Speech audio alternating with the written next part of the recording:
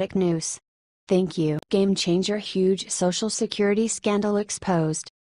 Social Security has been one of the most embattled programs in American history. Set up by President Roosevelt over 80 years ago, the program designed to help Americans when they reach retirement has been abused and misused for generations. Americans who paid into the system all their lives often have trouble receiving benefits when they retire.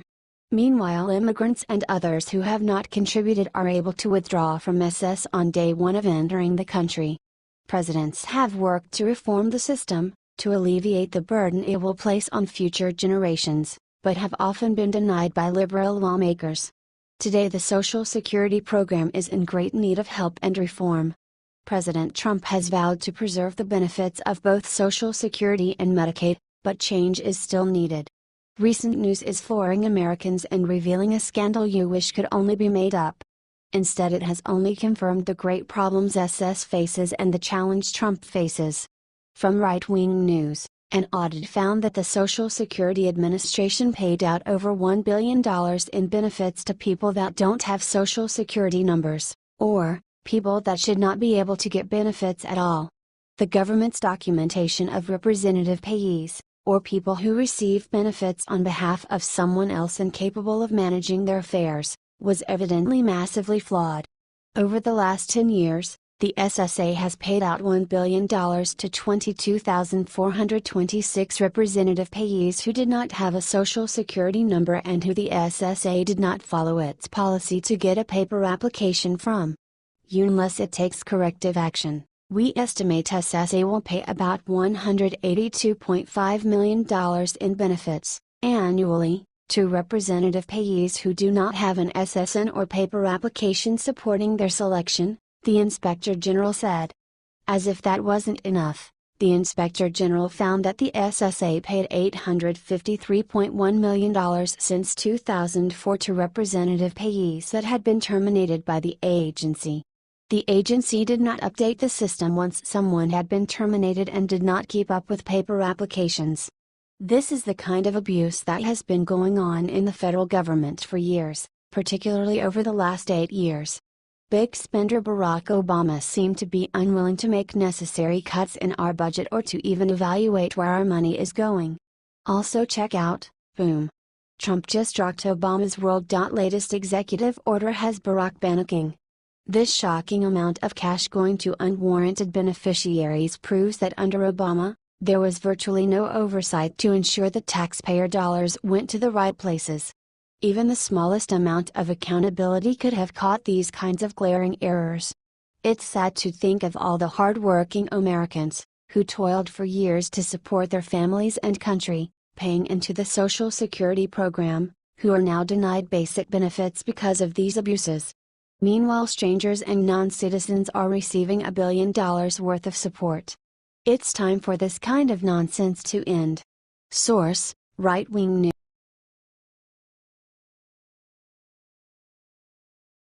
IT's happening: major travel ban scandal exposed, it involves Democrats. Prior and after Donald Trump has been chosen as the 45th President of the United States, his and his administration's attempts to improve the country have been frequently and strongly opposed by the leftists. Despite the fact that everything our president does serves the purpose of making America great again, Democrats have not stopped attacking him and oppressing his executive orders. So far, after some 6 months, as he is a president, Donald Trump has done too much. Nevertheless, there is still a lot to be done and a lot of time for him to stick to the promised. Unfortunately, there would have been a lot more done if it was not for the Democrats opposing simply everything Trump does. By oppressing him, the leftists are showing the pain they feel ever since losing the elections. And now, it appears that they only try to stick to their party's ideology, regardless of anything else and of the people's needs. This was the case when many progressive officials, judges included, worked against Trump's executive order on temporary banning travelers from several Muslim-majority countries. As President Trump was going to great lengths to keep terrorists at bay, Democrats constantly defied him, which, in turn, made our nation less safe. Well, one of those liberals has gone rouge on their party and has uncovered a major truth. Right Scoop reported, Sally Yates admitted in an exchange with Senator Cornyn that the official of legal counsel reviewed Trump's immigration EO and found it to be completely legal. Yet she had the audacity to overrule the Office of Legal Counsel and deem it unconstitutional. She did what a few of the federal courts did that overruled it. She looked outside the language and detail of the actual order itself to Trump's campaign statements in 2016 to deem it unconstitutional, which is only something a liberal hack would do. Democrats could not believe it when President Trump removed Sally, and in a way, she publicly attacked Trump, the President of the United States. In a few months, she has to admit that President Trump's executive order was constitutional, and surely not anti-Muslim. So it appears that the only reason for her to attack and oppose the order was the party. We would be happy to hear your thoughts and predictions.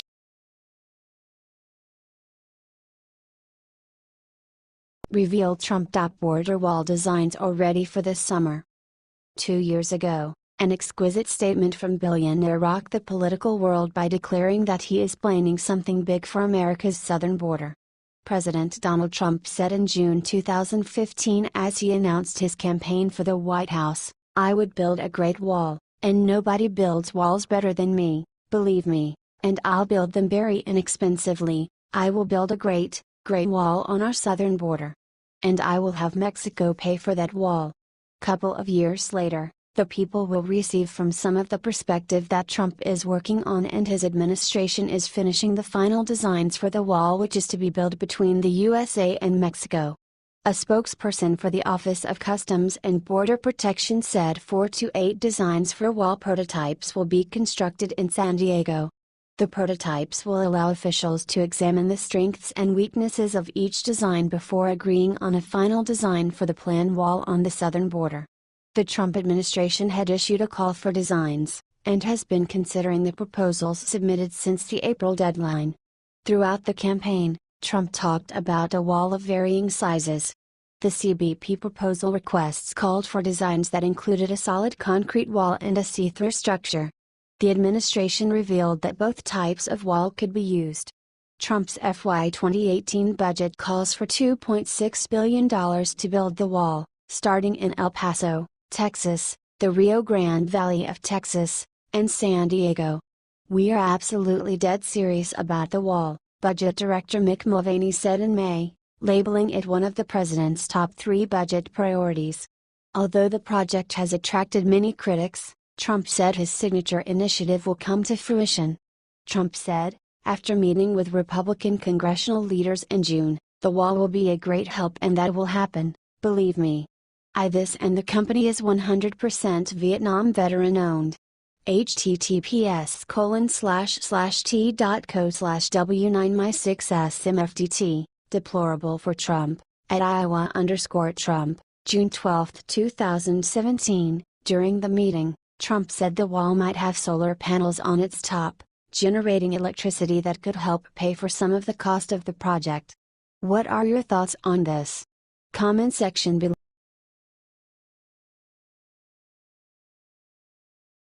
Alert: Obama's college records, this discovery may put him behind the bars. The presidential race back in 2008 was maybe one of the biggest deals in the recent U.S. history. During those elections, the liberal media forgot all about their honor and launched its hyper-partisan project. It was just unbelievable how many shillings there were for Barack Obama, since the news reporters acted more as brainwashed cultists than the journalists they usually act like. Among the false stories, they have published that Obama's the smartest person to ever be president meme. Normally, this cheap story was never confirmed as his academic success, and the whole history was tapped and not really researched by the media furthermore.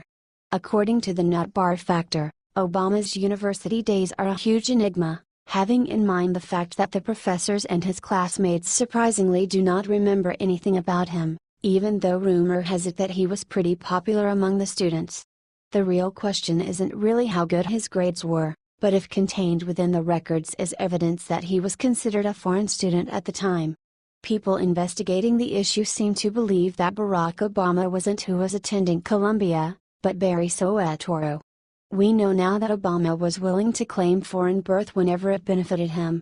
In 1991, He described himself in his literary agent's publicity brochure as having been born in Kenya and raised in Indonesia and Hawaii. We also know that Obama's mother, Andanum, and stepfather, Lolo Soetoro, claimed Indonesian citizenship, and Islam as religion, for their son Barry Soetoro when they enrolled him as a first grader in an Indonesian school in 1968.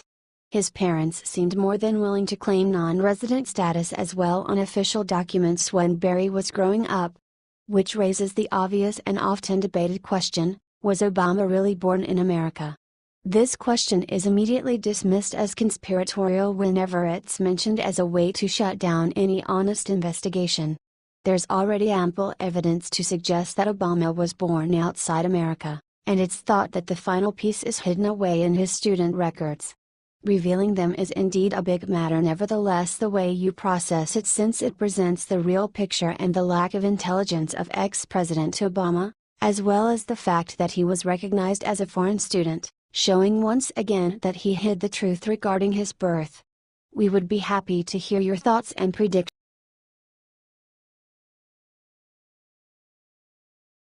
Amazing Ivanka Trump published tweet for Father's Day and it didn't pass without despise. Like every ordinary person in holidays spirit cherishing via social media, the Trumps were highlighting Father's Day. On Sunday they were posting several thanks. Eric Trump shared a photo of the Father's Day gift he received from his wife, and Ivanka Trump shared a family photo with a sweet tribute to her husband, Jared Kushner, but critics flew in as soon as she published it. Dear President Daddy, don't worry. I'm working on rehabilitating my image so people forget I'm a liar and a hypocrite.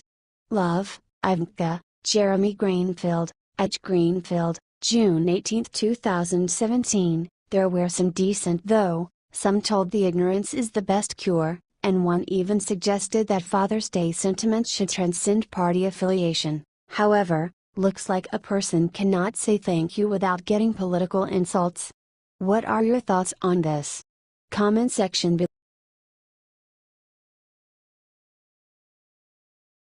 The truth is out. James Comey was thrown out because of this item. Weeks after the FBI terminated its investigation into former Secretary of State Hillary Clinton's emails, former FBI Director James Comey had a bitter interaction with Obama administration Attorney General Loretta Lynch, so bitter that what he showed her got him kicked out of her office. In a report published by the news website Circa, Comey reportedly privately informed a few insiders about the unpleasant meeting with Lynch. He presented her with evidence that he had regarding her meeting with former President Bill Clinton on an airport tarmac in June 2016, prompting his suspicions of her interference with an ongoing investigation. The evidence Comey had shows that Lynch may have involved a communication between two political figures that indicated the Justice Department was going to cover for Hillary Clinton. Circa labeled this as, that suggested Lynch had agreed to put the kibosh on any prosecution of Clinton. According to Circa, Comey said Lynch's response to the evidence was jaw-dropping about backroom dealings in Washington. Comey said, the Attorney General looked at the document, then looked up with a steely silence that lasted for some time, then asked him if he had any other business with her and if not that he should leave her office, said one source who was briefed. She was very disturbed that applies to her guilt and instead of confessing it, Lynch showed the door out to Comey because she was trapped.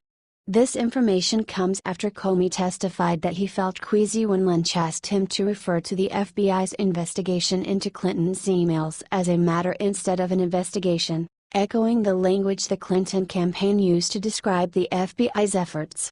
Comey declined on the basis that it reeked of political spin.